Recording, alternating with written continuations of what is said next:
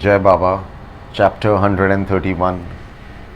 At 1 in the afternoon on 15th October 1918, once the Aarti was concluded, Baba requested all the devotees to go to their homes and lodgings. The devotees were in a daze after seeing Baba take on the forms of their personal goddess god Guru.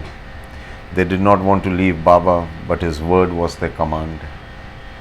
They were certain that they would take Baba's darshan later in the day. Nobody in their wildest dreams could have ever thought that this was the last time they were seeing Sai in the physical body. Baba's presence was so majestic that the thought that he would drop his body in an hour or two was unfathomable.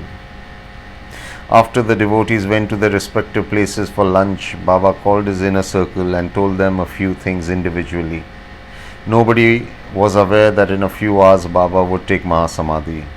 It is unfortunate that we really do not know what Baba told each of them personally. Maybe what was told to each one of them was not meant to be disclosed to the world. Who knows? On the other hand, all of a sudden Tatya became completely well. Earlier, when Tatya vomited blood, Baba too would vomit blood, and thus splatters of blood would be all over Masjidai.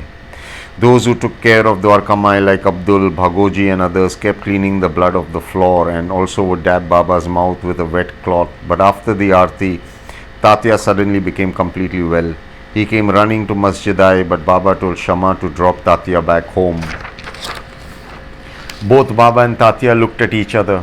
Sai was aware that this was the last time that both of them would physically meet. Baba's eyes had so much love gushing from them for his dear Tatya that Tatya began to cry, still unaware that Baba was soon going to drop his mortal shell. This happened at 2 in the afternoon, just 27 minutes before Baba took Mahasamadhi. Baba then told his inner circle to stand in the courtyard. Although he was visibly in discomfort, Baba kept sitting all the while, satisfying his inner circle with visions, love, blessings. It was as though all Sai wanted to do was to give his children all he could while he was still in the physical body. Moments before Baba Sai released his great spirit from his physical body, he called Lakshmi Bai towards him. Lakshmi Bai had served Baba selflessly all her life. Baba slowly put his hand in his right pocket of his kafni and removed 5 coins from the left pocket. He removed 4 coins. He handed the 9 coins to Lakshmi Bai.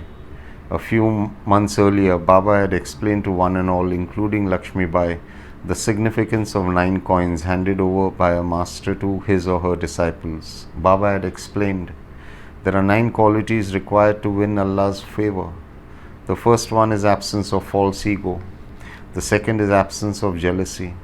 The third is to be devoid of attachment which separates one from God. The fourth represents selfless service without personal gain. The fifth stands for having complete faith in one's goddess god Guru. The sixth indicates to always have a calm, peaceful nature no matter what goes on in one's life. The seventh represents the constant yearning to know the eternal truth. The eighth stands for being devoid of envy. The ninth stands for being humble as well as not to be filled with pride or indulge in slander, gossip and finding flaws with others. Only and only then can one move forward towards our Creator, our Father and Mother.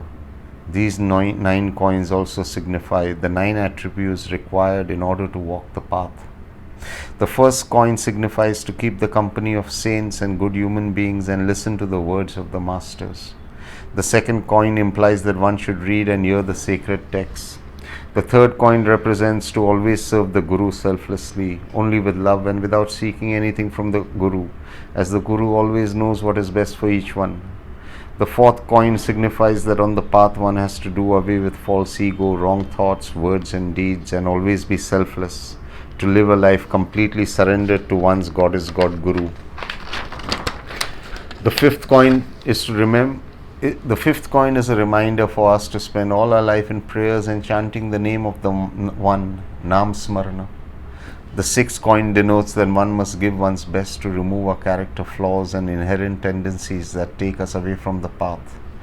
The seventh coin suggests that no matter what goes on in one's life, for one to go through life with calmness and positive acceptance of one's lot after giving one's best to each moment, to accept whatever life hands out as a blessing and the prasad of the Lord. The eighth coin stands for having calm patience no matter how difficult life, people or circumstances become.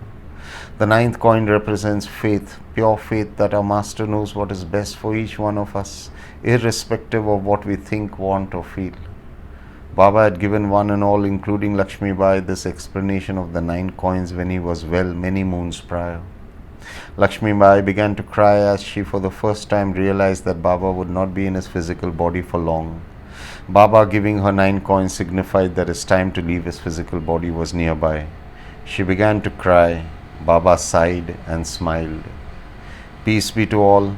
May we understand all that Baba has tried to explain to us. This is not about 9 coins, but instead about how to live life and make Baba happy and proud of us. Jai Sai.